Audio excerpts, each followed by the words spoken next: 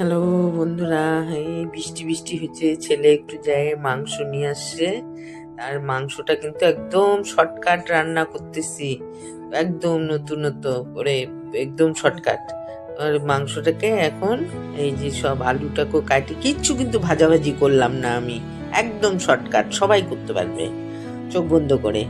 আর এই যে লবণ আন্দাজ মতো দিলাম, লেবু দিলাম, দই ছিল না যে জন্য লেবু দিলাম, আর এই তেজপাতা, রসুন, গোটা রসুন, আর এই বাটার মধ্যে কিন্তু লঙ্কার গুঁড়া, জিরার গুঁড়া, রসুন বাটা, আদা বাটা, ধনিয়া গুঁড়া, গরম মশলা সব ছিল এই মশলাটার মধ্যে।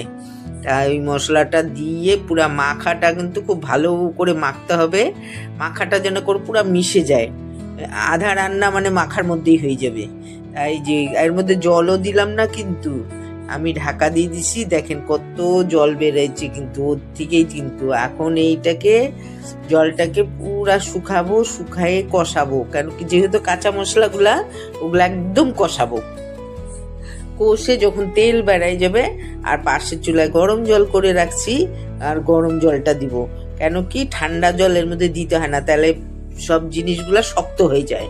আর গরম জলটা দিলে কিছু শক্ত হবে না, সব যেরকম সেরমই থাকবে।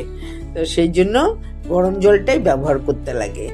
এই যে একদম আলু টালু মাংস সব গলে গেছে, দেখেন একেবারে জল মানে তেল ছেড়ে গেছে, পুরা মাংসটা কষানো হয়ে গেছে।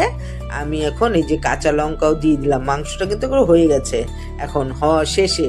তার জন্য আমি যেহেতু সোমবার দিনে এই যে হাতার মধ্যেই আমি তেল গরম করলাম, এক হাতা, ওর মধ্যে দারচিনি, এলাচ, জিরা, শুকনো লঙ্কা দিয়ে হাতাটা শুদ্ধা কড়ার মধ্যে ঢুকায় ঢাকা দিয়ে দিলাম, কিন্তু চাপা পড়ে গেল ওটা সোমবারটা।